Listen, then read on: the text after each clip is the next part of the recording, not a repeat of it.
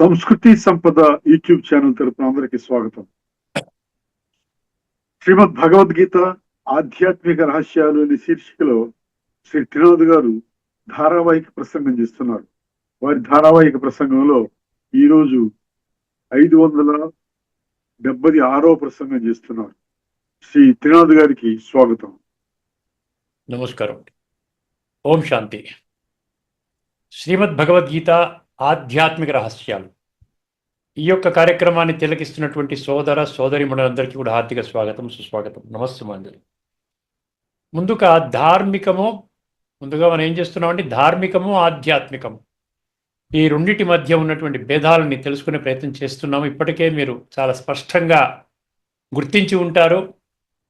ఆధ్యాత్మికం శ్రేష్టమా, ధార్మికం శ్రేష్టమా అనే విషయాన్ని కూడా కొంతమంది గుర్తించి ఉంటారు. ఆధ్యాత్మికంలోకి వెళ్ళినట్లయితే పరమాత్మను అనుభూతి చేయవచ్చండి. ఇప్పుడు ఈ ఎపిసోడ్లో ఒక ముఖ్యమైన విషయాన్ని తెలుసుకుందామండి. ఎక్కడైనా మన ధార్మికం అంటే భౌతికము, భౌతికం అంటే స్థూలము, అంటే రెండు కళ్ళతో చూసేటువంటి ప్రపంచము. ఈ ప్రపంచములో ఎక్కడైనా కానీ తల్లిదండ్రులు తన బిడ్డల్ని మమ్మల్ని ఎప్పుడూ గుర్తు చేయండి, నన్ను గుర్తు చేయండి అని తండ్రి ఎప్పుడైనా అన్నాడా? నన్ను గుర్తు చేయండి అని తల్లి ఎప్పుడు నిరంతరము గుర్తు చేయాలి నన్ను అని ఎక్కడైనా అంటున్నారా? చెప్పండి, ఒక్కసారి గమనించండి. ఎక్కడా లేదు కదండి. మామూలుగా గుర్తు చేస్తాం, కానీ తండ్రి బిడ్డని ప్రత్యేకంగా నీవు నన్ను నిరంతరము గుర్తు చెయ్యాలి అని అంటున్నాడా? తల్లి ఆ విధంగా అంటుందా? అనడంలే. ఎందువలన అనడంలే చెప్పండి, ఒక్కసారి అర్థం చేసుకోండి, మీకు అర్థమవుతుంది. ఎందువలన అనడం లేదు అంటే తల్లి తండ్రి కూడా దేహదారులు. రెండు కళ్ళతో మనం వాళ్ళని చూస్తున్నాము. వాళ్ళు భౌతికంలో ఉన్నారు, నేను భౌతికంలోనే ఉన్నాను. కాబట్టి ఈ గుర్తు చేసుకోవడం అనేది సహజమైపోయింది. అర్థమైందండి. ఆ తల్లి తండ్రి ఎవరు అర్ధరాత్రి అపరాత్రి అయినా కూడా నేను చెప్పగలుగుతాను, ఎందుకంటే వారి యొక్క సంపూర్ణ పరిచయము నా మదిలో ఉన్నది. నామము, రూపము, దేశము, కాలము, గుణాలు, కర్తవ్యము, నాకు వారికి ఉన్నటువంటి సంబంధము, ఇవన్నీ కూడా స్పష్టంగా ఉన్నాయి. భగవంతుడు ఆధ్యాత్మిక జగత్తులో భగవంతుడు ఏమంటున్నాడు? నీవు నన్ను గుర్తు చెయ్యి, సదా గుర్తు చెయ్యి, నిరంతరము గుర్తు చెయ్యి, నిత్యము గుర్తు చెయ్యి. అర్థమైందండి? ఎందుకు ఈ విధంగా అంటున్నాడు? సదా, సతతము, నిత్యము నీవు నా స్మృతిలో ఉండాలి. ఎందుకు అంటున్నాడు చెప్పండి, ఒకసారి గమనించారా? మయ్యేవ మన అధస్వ మయి బుద్ధిం నివేశయ నివశిష్యసి మయ్యేవ అత ఊర్ధ్వం న సంశయ. 12:8 అంటాడు, నీవు నన్ను గుర్తు చెయ్యి, నీ మనసు బుద్ధి నాలో పెట్టు అంటాడు. అప్పుడు నీవు నా యొక్క స్వర్గ వారసత్వానికి నీవు అర్హత పొందడానికి అంటున్నాడు. మయ్యర్పిత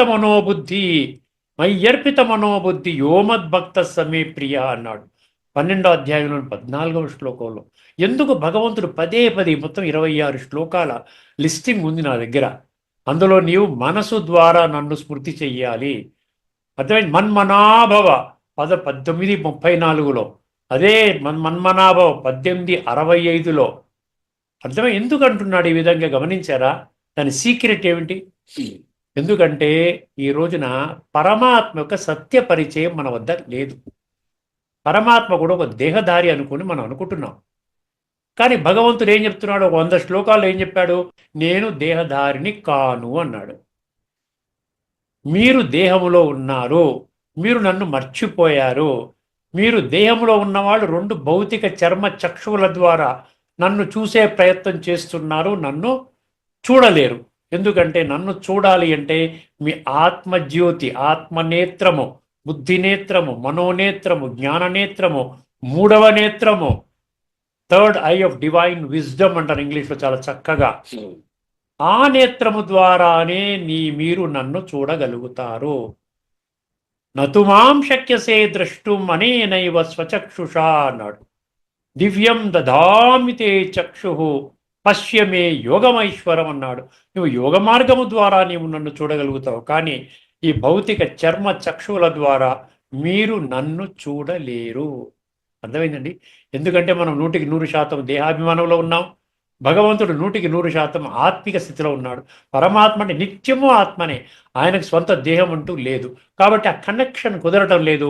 తండ్రి తపన పడుతున్నాడు పైనుండి పరంధామంలో తన ఇంటి దగ్గర తన ఇంట్లో కూర్చుని, బిడ్డలు నన్ను మర్చిపోయారు, నేను భగవంతుణ్ణి, సృష్టి యొక్క ఆది మధ్యాంతాల జ్ఞాతని, పతిత పావనుణ్ణి, దివ్యగుణాల సాగరుణ్ణి, సర్వశక్తివంతుణ్ణి, సృష్టి యొక్క ఆది మధ్యాంతాలు ఇవన్నీ చెప్తున్నాడు కదా ఆయన. ఎన్ని శ్లోకాలు చెప్పుకున్నామండి మనం ఇప్పటికే? సుమారుగా భగవద్గీత అంతా పూర్తి అయిపోయింది. ఒక 80% శ్లోకాలు చెప్పేశాం మీకు. ఇంకేమన్నా మిగతా 20% శ్లోకాలు మీరు అనుకున్న మార్గంలో తీసుకుని వెళ్తుందని అనుకుంటున్నారా మీరు? మిగతా 20%, 10% ఏవైతే ఉన్నాయో మీరు అనుకున్న మార్గంలోకి వెళ్తుందా? ఈ 80% చెప్పిన దాన్ని మొత్తం తారుమారు చేసేస్తున్నాయంటారా మిగతా శ్లోకాలు? ఆలోచించండి కాస్త బుద్ధినేత్రాన్ని తెరుచుకొని. ఎందుకంటే మనం మర్చిపోయేమో, మనం భగవంతుడా అన్నా, పతిత పావనుడా అన్నా కూడా కనెక్ట్ అవ్వలేకపోతున్నాం. ఎందుకంటే మనం 100% దేహభ్రాంతిలో ఉన్నాం, దేహాభిమానంలో ఉన్నాం, ఆత్మజ్ఞానం లేదు, ఆత్మ యొక్క ఉనికి లేదు. అర్థమైందండి? అందుకనే మీరు నన్ను స్మృతి చెయ్యండి, నన్ను గుర్తు చెయ్యండి అంటున్నాడు. అందుకని ఆఖరికి అర్జునుడు ఏమంటాడు? నష్టో మోహ స్మృతిర్లబ్ధ అంటాడు. స్మృతి అనేది ఎప్పుడు ఈ దైహిక భ్రాంతి, దీని మీద మోహం అనేది నష్టమవుతే అప్పుడు మీకు నేను గుర్తొస్తాను, నాకు అర్థమైందని 18వ అధ్యాయంలో ఆఖరిలో చెప్తాడు. నష్టో మోహ స్మృతిర్లబ్ధ తత్ప్రసాదాన్మయాచ్యుత స్థితో అస్మి గత సందేహ కరిష్యే వచనం తవ. నీ మాటలు వింటాను, సంపూర్ణంగా నాకు క్లారిటీ వచ్చింది, నేను ఆత్మస్వరూపాన్ని మర్చిపోయాను, ఇప్పుడు నేను ఆత్మిక స్థితిలో వచ్చాను, నీ అభ్యాసము ద్వారా, నీ జ్ఞానము ద్వారా, రాజయోగము ద్వారా నేను ఆ కనెక్షన్ చేయగలుగుతున్నాను, ఇప్పుడు నీ మాట వింటాను, నీ దారిలోనే నడుస్తాను అంటాడు. అర్థమైందండి? ఈ విశ్లేషణ మీకు ఆధ్యాత్మిక జగత్తులోనే దొరుకుతుంది, కానీ ధార్మిక జగత్తులో కేవలం ఇన్ఫర్మేషన్ గ్యాదరింగ్ అంటాం, సమాచార సేకరణ మాత్రమే జరుగుతుంది అక్కడ. దానివల్ల ఆత్మ జ్ఞానము రాదు, ఆత్మనేత్రం తెలుసుకోబడదు, ఆత్మలో జన్మజన్మలుగా మనం చేసినటువంటి కర్మల యొక్క ఫలితముగా ఈ నిక్షిప్తము కాబడిన తమో ప్రధాన సంస్కారాలు సతో ప్రధానంగా మారవండి. ఇది విషయం. ఇప్పుడు మనము భగవద్గీతలోని విషయాన్ని మనం తీసుకొని రావాలి. గత ఎపిసోడ్లో కఠోపనిషత్తు 18, 19 చర్చించుకున్నాం. 1వ అధ్యాయం 2వ వల్లి 18, 19 2 మంత్రాలు చర్చించుకున్నాం. అదేవిధంగా ఈ ఎపిసోడ్లో భగవద్గీత కూడా 2 శ్లోకాలను చర్చించుకోబోతున్నాం. ముఖ్యంగా అండి, మనందరికీ కూడా ఈ వర్ణాల మీద స్పష్టత లేదండి. వర్ణం అంటే మనం పుట్టుక ద్వారా వచ్చిన వర్ణం అనుకుంటున్నాం. బ్రాహ్మణ, క్షత్రియ, వైశ్య, శూద్ర. అర్థమైంది? ఇది పుట్టుకతో వచ్చిన వర్ణంగానే ప్రపంచంలో ఉన్నటువంటి వర్ణాలలో, ముఖ్యంగా హిందూ దేశంలో ఉన్నటువంటి వాళ్ళందరూ కూడా ఫలానా వర్ణం అని దేని ఆధారంగా వాళ్ళు చెప్పుకుంటున్నారో, శరీరం ఆధారంగా చెప్పుకుంటున్నారు. ఇంకోటి జన్మ ఆధారంగా, ఒక బ్రాహ్మణుడి యొక్క బిడ్డ బ్రాహ్మణుడు, వారి సంతానం మళ్ళీ బ్రాహ్మణులు, వారి సంతానం బ్రాహ్మణులు. ఈ విధంగా పరంపరగా ఆ విధంగా జన్మ ద్వారా, పుట్టుక ద్వారా మన వర్ణాలని డిసైడ్ చేసుకున్నాం. గీతలో 5 శ్లోకాలు ఉన్నాయండి. ఈ 5 శ్లోకాలు నేను ఒక 2 కానీ 3 కానీ ఎపిసోడ్స్లో, 2 ఎపిసోడ్స్లో, ఈ ఎపిసోడ్స్లో 2 శ్లోకాలు చర్చించబోతున్నాను. తదుపరి ఎపిసోడ్లో మిగతా 3 శ్లోకాలు చెప్పి మీకు ఆ వర్ణాల గురించి భగవంతుడు ఏమంటున్నాడు, ఇప్పుడు మనం ఏం భావిస్తున్నామో, ప్రపంచం అంతా ఏ మార్గంలో వెళుతుంది, అది ముఖ్యం కాదండి. అదేం ముఖ్యం కాదు. సత్యం ఏమిటి? భగవంతుడు సత్యం అన్నప్పుడు భగవంతుడి మాటలు సత్యమే కదండి. భగవంతుడి మాటలను మనం ఇప్పటిదాకా మనం పట్టించుకోలేదు. అందుకని మన జీవితాలు ఎట్లా ఉన్నాయండి? ఎట్లా అంటే అట్లా ఉన్నాయి, చింపిరి విస్తరిలాగా ఉన్నాయి. ఏం చేయాలో గమ్యం లేదు, ఒక దశ దిశ లేదు, ఏ విధంగా నా జీవితాన్ని గడపాలి లేదు. కేవలం భౌతిక తత్వంలో ఇంద్రియ సుఖాల గురించి ఏదో మామూలుగా తినడం, త్రాగడం, పడుకోవడం, నిద్రించటము, కాస్త పిచ్చాపాటి మాట్లాడుకోవటం, ఆ విధంగా కాలాన్ని గడుపుతున్నాం తప్ప మనం నిజంగా జీవించటం లేదు. లివ్ లైఫ్ అంటాడు, నాట్ స్పెండ్ లైఫ్ అంటారు ఇంగ్లీష్లో. అర్థమైందండి? సో ఆ జీవితాన్ని జీవించే విధానమే ఈ శ్రీమద్ భగవద్గీతలోని ఆధ్యాత్మిక రహస్యాలు. ఇప్పుడు ఈ 5 వర్ణాలలో 2 వర్ణాలు మీ 2 శ్లోకాలు, 5 శ్లోకాల్లో 2 శ్లోకాలు మీ దృష్టికి తీసుకొని వస్తున్నాను, జాగ్రత్తగా గమనించండి. చాలా సులభంగా అర్థం చేసుకోవచ్చు. ఎప్పుడైతే బుద్ధి నేత్రాన్ని తెరుచుకుంటే మీకు చాలా క్లియర్గా అర్థమవుతుంది. అంధవిశ్వాసంలో ఎటువంటి ప్రగతి, మీరు ఆధ్యాత్మిక జగత్తులో ఎటువంటి ప్రగతి కూడా చేసుకోలేరు, గుర్తుపెట్టుకోండి. ఇది 4వ అధ్యాయం 13వ శ్లోకం. భగవంతుడే అంటున్నాడు, 4 వర్ణాలని నేను సృష్టించాను అంటున్నాడు. చాతుర్వర్ణ్యం మయా సృష్టం. 4వ అధ్యాయం 13వ శ్లోకం అంటే ఇది. చాతుర్వర్ణ్యం మయా సృష్టం. అంతవరకు బాగానే ఉందండి. ఆ ఒక్క పదం తీసుకున్నాం, ఆ పంక్తి. నేను సృష్టించాను. ఎక్కడో నేను ఒకసారి గుంటూరులో సభలో చెప్తుంటే, భగవంతుడు చెప్పాడు కదండి 4 వర్ణాల గురించి, మీరేంటి ఇలా మాట్లాడతారు అన్నటువంటి ప్రశ్న కూడా వచ్చింది చాలా సంవత్సరాల క్రితం. అర్థమైందండి. కానీ ఎందుకంటే స్పష్టంగా మనం లోతుల్లోకి వెళ్లకుండా, బుద్ధి నేత్రాన్ని తెరుచుకోకుండా, తత్వాన్ని అర్థం చేసుకోకుండా వెళ్తే ఇలాంటి ప్రశ్నలు చాలా వస్తాయి. చాతుర్వర్ణ్యం మయా సృష్టం. తర్వాత రెండో పంక్తిని మనం మర్చిపోయాం. అర్థమైందండి. ఏమన్నాడు? గుణ కర్మ విభాగశ. గుణాలంటే ఏమిటి? గుణాలంటే దేహధారులు ప్రకృతి త్రిగుణాల అనుభవంలోకి వస్తారు. అర్థమైందండి. ప్రతి మనిషి ఇంక్లూడింగ్ 33 కోట్ల దేవీ దేవతలు కూడా వస్తారు. ధర్మస్థాపకులు కూడా వస్తారు. ఋషులు, మునులు, సాధువులు, సంతులు, గురువులు, ప్రభువులు, మహామండలేశ్వరులు, జగద్గురువులు, పీఠాధిపతులు అందరూ వస్తారు. ఈ 2 భౌతిక చర్మనేత్రాలతో కనబడేటువంటి ఎవరైతే ఉన్నారో, మీరు దేవీ దేవతల నుండి సాధారణ మనుషులు అందరూ కూడా త్రిగుణాలలోకి వస్తారు. అందుకని ఇక్కడ ఏమంటున్నాడు? వర్ణాలు దేని ఆధారంగా? గుణాల ఆధారంగా అన్నాడు. అంటే నువ్వు నీ కర్మల ఆధారంగా గుణాలు, నీ ప్రకృతి ఏం చేస్తుంది? గుణాలను తీసుకొస్తుంది. సత్వం రజస్తమ ఇతి గుణా ప్రకృతి సంభవా అన్నాడు 14వ అధ్యాయంలోని 5వ శ్లోకం. అర్థమైందండి.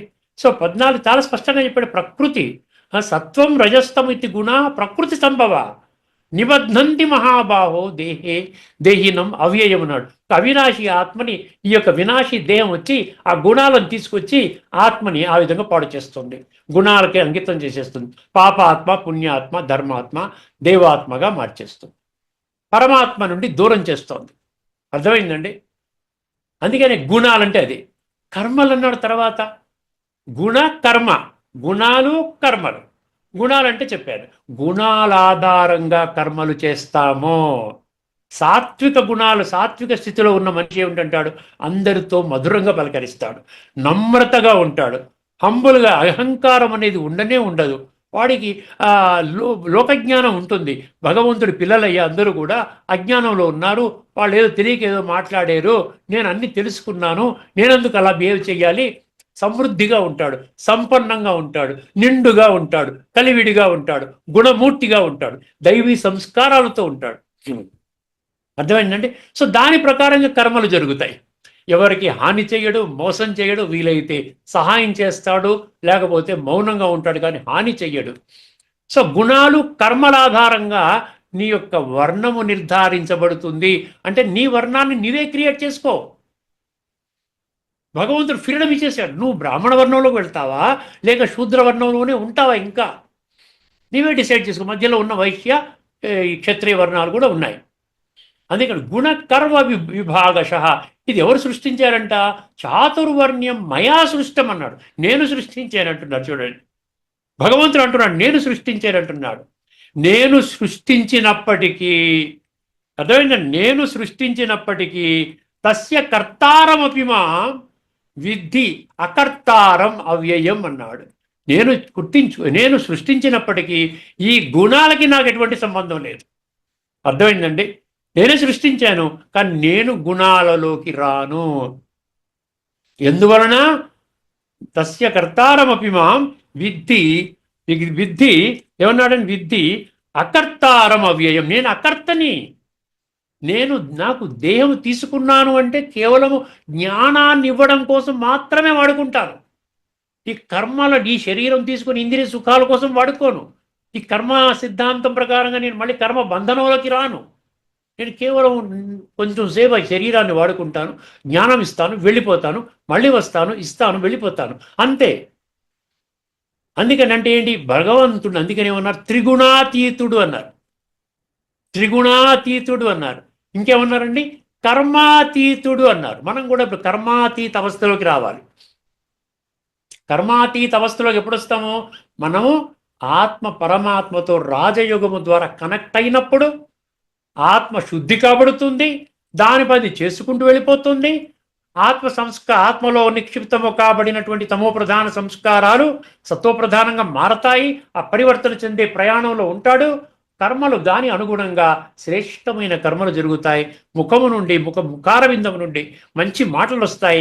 నమ్రతతో ఉంటాడు, చక్క అహంకారాన్ని విడిచిపెడతాడు, విషయ వికారాల జోలికి వెళ్ళడు. భగవంతుడు ఇప్పుడు వర్తమానములో సమయాన్ని దృష్టిలో పెట్టుకుని ఇస్తున్నటువంటి ఈశ్వరీయ జ్ఞానాన్ని, రాజయోగాన్ని 100% అమలు చేసుకుంటూ తన జీవితాన్ని సర్వాంగ సుందరంగా తీర్చిదిద్దుకుంటాడు. అందుకని ఏమంటాడు, నేనే సృష్టించినప్పటికీ కూడా నేను అందులోకి రాను. ఎందుకంటే నేను కర్మాతీతుడిని, గుణాతీతుడిని. గుణాలు కర్మల ఆధారంగా ఎందరికి విభజింపబడ్డారు, నేను ఈ రెండిటికి అతీతుడిని. అందువలన నేను అవ్యయనటి, నేను అవినాశి, పర్మనెంట్గా ఆత్మస్థితిలో ఉంటాను. కాబట్టి నేను అందులోకి రాను అంటాడు. ఇది అందులో ఉన్న తత్వం అండి. ఇప్పుడు ఒకసారి కొన్ని ముఖ్యమైన విషయాలు మీ దృష్టికి, రెండో శ్లోకం కూడా చెప్పాలి కదా, 2 శ్లోకాలని చెప్పాను కదా. ఇది 4:13. ఇదే విషయాన్ని ఎక్కడుందండి, 18వ అధ్యాయంలో 41, 42, 43, 44 ఈ 4 శ్లోకాలు. ఇప్పుడు చెప్పింది 4:13. ఇదే అర్థం మనకి 18:41 కూడా రాసుకోండి. 18:41లో కూడా ఏం చెప్పాడు, బ్రాహ్మణ విషాం, బ్రాహ్మణ క్షత్రియ విషాం శూద్రాణాం చ పరంతప కర్మాణి ప్రవిభక్తాని స్వభావ ప్రభవైర్గుణై అంటాడు. ఇది కూడా 100% ఇదే. ఈ 4 వర్ణాలు చాతుర్వర్ణ్యమయా సృష్టం అంటే ఏంటి, బ్రాహ్మణ క్షత్రియ వైశ్య శూద్ర. అర్థమైంది. ఈ 4 వర్ణాలలో ఉన్నటువంటి మనుషుల యొక్క లక్షణాలు మనం తర్వాత తెలుసుకుందాం. ముందుగా మీరు తెలుసుకోవాల్సింది ఏంటి, 4 వర్ణాలు జన్మ ఆధారంగా కాదు, గుణాల ఆధారంగా, కర్మల ఆధారంగా. ఏమన్నాడు, బ్రాహ్మణ క్షత్రియ విషాం, విషాం అంటే వైశ్యులు, విషాం శూద్రాణాం చ పరంతప కర్మాణి ప్రవిభక్తాని, కర్మాణి ప్రవిభక్తాని స్వభావ గుణై స్వభావ ప్రభవైర్గుణై. నీ స్వభావము, నీ గుణాలు, నీ కర్మలు ఆధారంగా నేను బ్రాహ్మణ క్షత్రియ వైశ్య శూద్ర ఈ 4 వర్ణాలను సృష్టించాను. అంతే కదా, సేమ్ మీనింగ్ వచ్చింది చూసారా, రెండిట్లో అదే వచ్చింది. ఇప్పుడు కొన్ని విషయాలు జాగ్రత్తగా అర్థం చేసుకోండి, మీకు అర్థమవుతాయి. ముందుగా ఏం చెప్పాడంటే, మనుషులు సాత్విక, రాజసిక, తామసిక గుణాలు మరియు కర్మలు కారణముగా ఏర్పడిన స్వభావ సంస్కారాల ఆధారముగా వర్ణ విభజన బ్రాహ్మణ క్షత్రియ వైశ్య శూద్రుల విధులు నిర్ధారించబడ్డాయని భగవంతుడు ఈ 2 శ్లోకాలలో నిర్ద్వంద్వముగా ప్రకటించడము జరిగింది. నిర్ద్వంద్వముగా, ఎవ్వరూ దీన్ని ఖండించలేరు. అర్థమైందండి, అదనమాట విషయం. అయితే ఇక్కడ 4:13 ఏం చెప్పిందండి, భగవంతుడినైన నన్ను సత్వ రజో తమో గుణాలు మరియు కర్మల ఆధారముగా 4 వర్ణాలు బ్రాహ్మణ క్షత్రియ వైశ్య శూద్ర ఈ వ్యవస్థను నేను సృష్టించాను. నేను ఆ వ్యవస్థకు కర్తనైనప్పటికీ నేను అకర్తను, నాకెటువంటి సంబంధం లేదు, దాని ఆధారంగా నా కర్మలు ఉండవు. నిర్లిప్తుడిని మరియు మార్పు లేనివానిగా, అంటే గుణాల ఆధారంగా మనుషులు మారుతున్నారుగా. సాత్వికంగా ఉన్నప్పుడు మంచిగా మాట్లాడతాడు, కొంచెం రజోగా వచ్చినప్పుడు చిరాగ్గా ఉంటాడు, తమోగా వచ్చినప్పుడు కొట్టడానికి వస్తాడు, గట్టిగా కర్కశంగా మాట్లాడతాడు. సో అలా భగవంతుడు మారతాడా? భగవంతుడు మారడు కదా. మార్పు లేని వానిగా తెలుసుకో అంటే నేను సదా త్రిగుణాతీత మరియు కర్మాతీత స్థితిలో ఉంటాను. అదేవిధంగా 18:41 దాని అర్థం తెలుసుకోండి. బ్రాహ్మణ క్షత్రియ విషాం శూద్రాణాం చ పరంతప కర్మాణి ప్రవిభక్తాని స్వభావ ప్రభవైర్గుణై. దీని అర్థం చూసుకోండి. ఓ పరంతప, బ్రాహ్మణ క్షత్రియ వైశ్య శూద్రుల కర్మలు వారి స్వభావ గుణాలు అంటే సాత్విక, రాజసిక, తామసిక ఆధారంగా విభజింపబడ్డాయి. ఈ విషయాన్ని ఎందుకు మర్చిపోయామండి మనం? ఇంకా ఇప్పటికీ కూడా జన్మాధారంగానే నడుస్తుంది కదా. అంటే మనం ధిక్కరిస్తున్నాము, పరమాత్మ మాటల్ని అంగీకరిస్తున్నాము. ఒకసారి గమనించండి. ఇప్పుడు ఇక్కడ చూడండి, ఒకసారి ఆధ్యాత్మిక దృక్పథంలో కొన్ని విషయాలు తెలుసుకుందాం. అందులో 3-4 విషయాలు రాసుకున్నాను. మొదటిది గుణకర్మ విభజన అంటే ఏమిచ్చాడు ఇక్కడ, మనుషుల గుణాలు వారు చేసే కర్మల ఆధారంగా వారి సంస్కారాలు తయారవుతాయి. సంస్కారాలు, గుణాలు, కర్మలు. వర్ణాలు పుట్టుకతో వచ్చేవి కావు. అండర్లైన్ చేసుకోండి. వర్ణాలు పుట్టుకతో వచ్చేవి కావు. అవి ఆత్మ యొక్క స్థితి, స్టేజ్ మరియు సంస్కారాలను సూచిస్తాయి. వర్తమాన సంగమయుగ సమయములో భగవంతుడు ఈశ్వరీయ జ్ఞానము మరియు రాజయోగము, ఈ రెండు ప్రక్రియలు.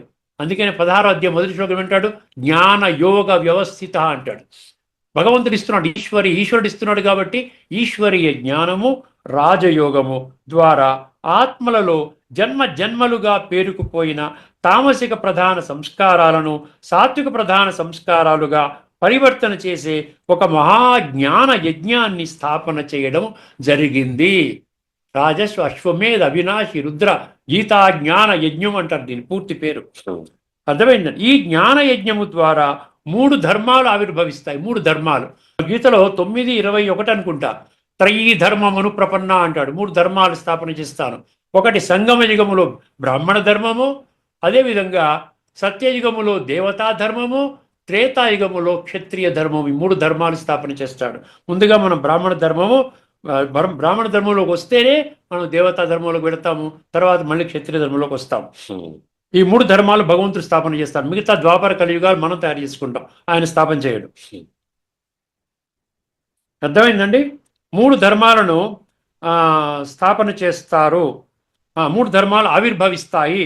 ఒకటి బ్రాహ్మణ ధర్మం అంటే సంగమయుగము, దేవతా ధర్మం అంటే సత్యయుగము, క్షత్రియ ధర్మం అంటే త్రేతాయుగము.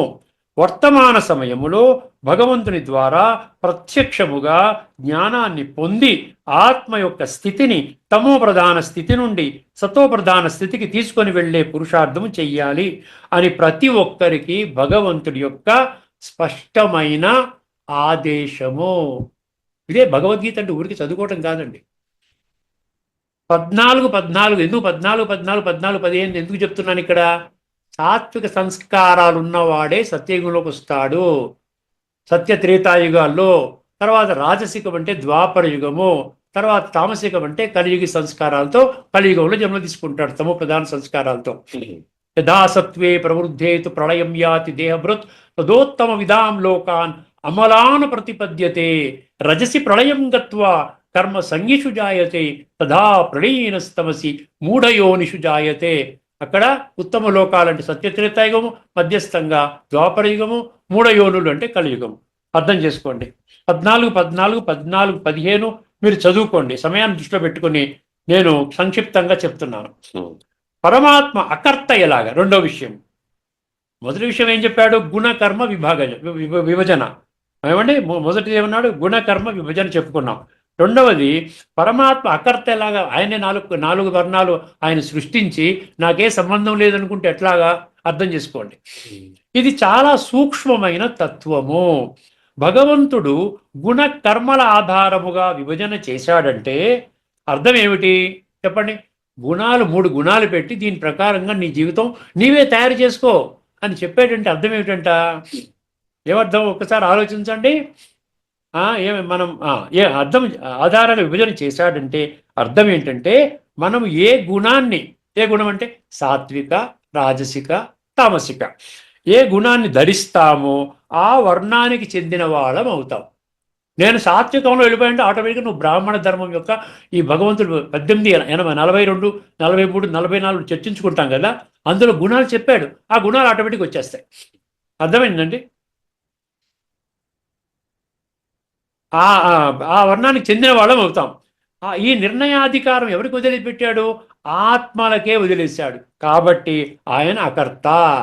నేనేమి చేయట్లేదు, నీకు జ్ఞానం ఇచ్చాను, 3 గుణాలకు వర్ణించాను, నువ్వు ఈ విధంగా ఈ గుణంలో ఉంటే ఈ యొక్క ప్రారంధం పొందుతావు అని చెప్పేశాడు. నీ ఇష్టం అని చెప్పేశాడు. అర్థమైందండి? కాబట్టి ఆయన అకర్త.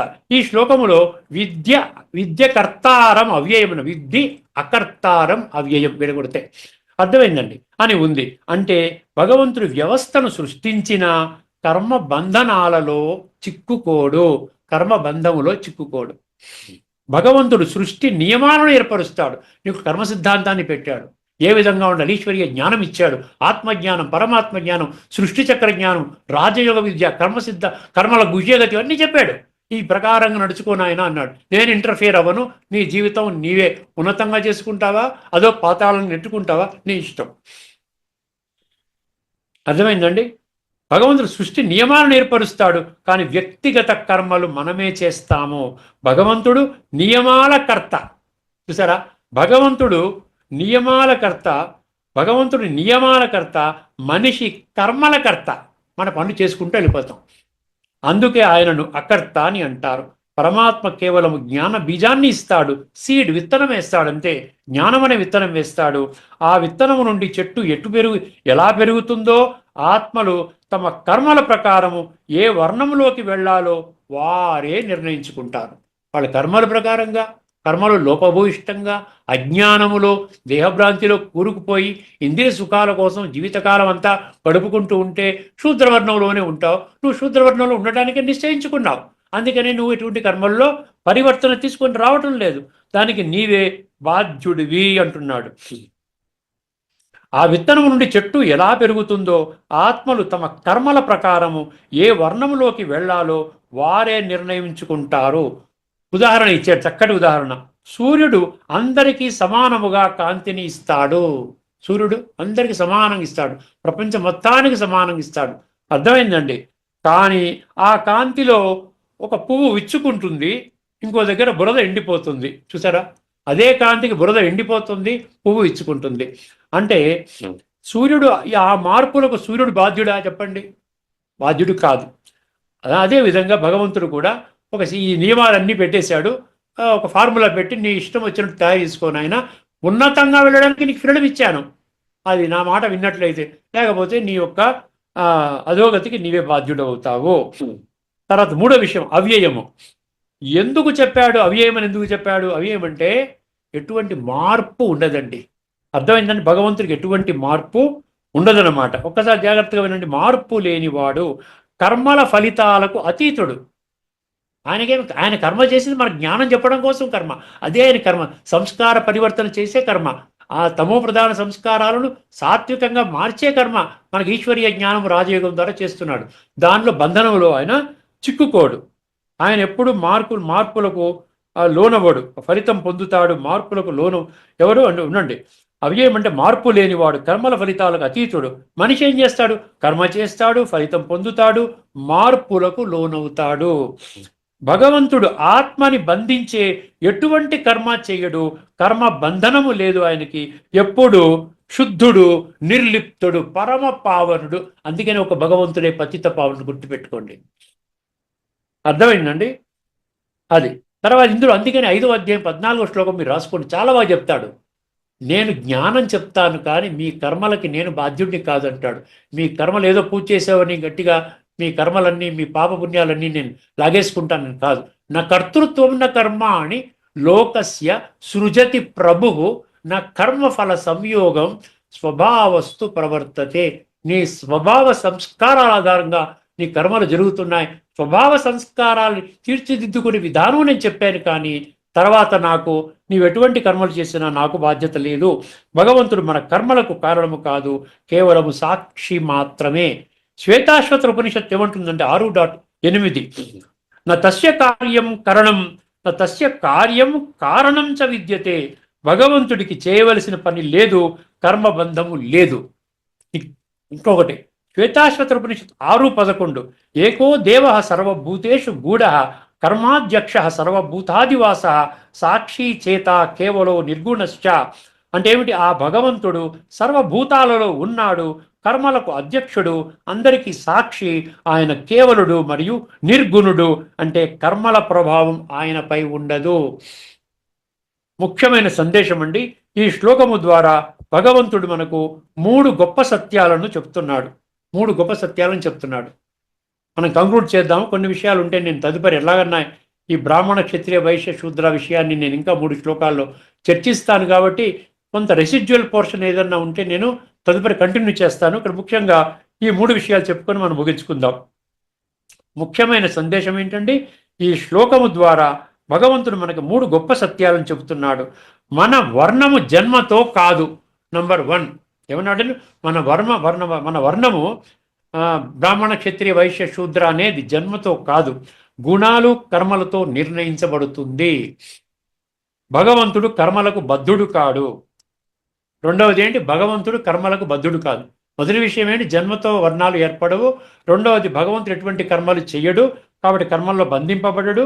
ఆయన నిర్లిప్తుడు, పరమ శుద్ధుడు, శుద్ధుడు. మన స్థితి మారుతుంది, చూసారా? మనం మారుతుంది, గుణాల ఆధారంగా మారుతుంది. మన స్థితి ఏంటి? సాత్విక, రాజసిక, తామసికలో స్టేజెస్ల ప్రకారంగా మనం మారుతూ ఉంటాం. సత్యత్రేతాయుగాల దేవీ దేవతలుగా ఉంటాం. తర్వాత రజోలోకి వచ్చేటప్పుడు మళ్ళీ మనుషులుగా ఉంటాం. తమోలోకి వచ్చేటప్పటికి మళ్ళీ కలియుగంలో రాక్షసులుగా, అసుర గుణాలతో, కామ, క్రోధ, లోభము, అహంకారాలతో ఆ విధంగా ఉంటాం.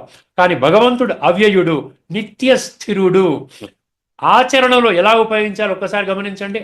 ఆచరణలో ఎలాగ ఉపయోగించాలి ఏమిటంటే, ఏం చేయమంటున్నారు తెలుసండి? మనం ప్రతి ఒక్కరూ వారి వారి గుణాలను పరిశీలించుకోవాలి. నేను ఏ స్టేజ్లో ఉన్నాను? సాత్విక, రాజసిక, తామసిక, ఎందులో ఉన్నాను? సత్వగుణాన్ని పెంచుకోవాలి. డైరెక్షన్. నేను వినాశి శరీరము కాదు, అవినాశి ఆత్మను అనే అవగాహనతో జీవించాలి. తర్వాత ఇంకొక మంచి పాయింట్ చెప్పారండి. ఇతరులను ఎవరినైనా మనం చూసామనుకోండి, జన్మ ఆధారముగా కాకుండా గుణాల ఆధారముగా చూడగలగాలి. అర్థమైందండి? ఇప్పుడు ఈ 2 శ్లోకాలు భాష్యకారులు ఏమి రాసుకున్నారో ఒక్కసారి పరిశీలించుకొని మనం ముగిద్దామండి. ముందుగా 4వ అధ్యాయం 13వ శ్లోకము మీరు కూడా రాసుకోవచ్చు. 4వ అధ్యాయంలోని 13వ శ్లోకం, చాతుర్వర్ణ్యం మయా సృష్టం. ఇందులో ఏమి రాశారండి? బ్రాహ్మణ, క్షత్రియ, వైశ్య, శూద్ర వర్ణముల వారిని వారి గుణ కర్మలను అనుసరించి వేరువేరుగా సృష్టించి తిని. గుణ కర్మలను అనుసరించి నేను వేరువేరుగా సృష్టించి తిని. ఈ సృష్టి కార్యక్రమమునకు నేనే కర్తనైనను, శాశ్వతుడను, పరమేశ్వరుడును అయిన నన్ను వాస్తవముగా అకర్తనుగా తెలుసుకొనుము. తర్వాత మనం 18:40లోకి వచ్చేద్దామండి. 18:41 ముగిస్తున్నాను. 18:41 10 క్షణాలు వచ్చేసిందండి. 10 బ్రాహ్మణ, క్షత్రియ, విషాం, శూద్రాణం చ పరంతప కర్మాణి ప్రవిభక్తాని స్వభావ ప్రభవైర్గుణై. ఓ పరంతప, బ్రాహ్మణ, క్షత్రియ, వైశ్యుల కర్మలను అట్లే శూద్రుల కర్మలను వారి వారి స్వాభావికములైన గుణములను బట్టి విభజింపబడి ఉన్నవి. ఇక్కడితో మన చర్చను ముగించుకుందామండి. తదుపరి ఎపిసోడ్లో ఒక అద్భుతమైనటువంటి మన కఠోపనిషత్తులోని తదుపరి 20వ మంత్రం, మనం అందులో ఉన్న లోతైన తత్వాన్ని చర్చించుకుందాం. అంతవరకు సెలవు. అందరికీ నమస్కారం. లోకా సమస్త సుఖినో భవంతు. ఓం శాంతి. శ్రీమద్ భగవద్గీత ఆధ్యాత్మిక రహస్యాలు శీర్షికలో ధారావాహిక ప్రసంగం చేసిన శ్రీ త్రినాథ్ గారికి ధన్యవాదాలు.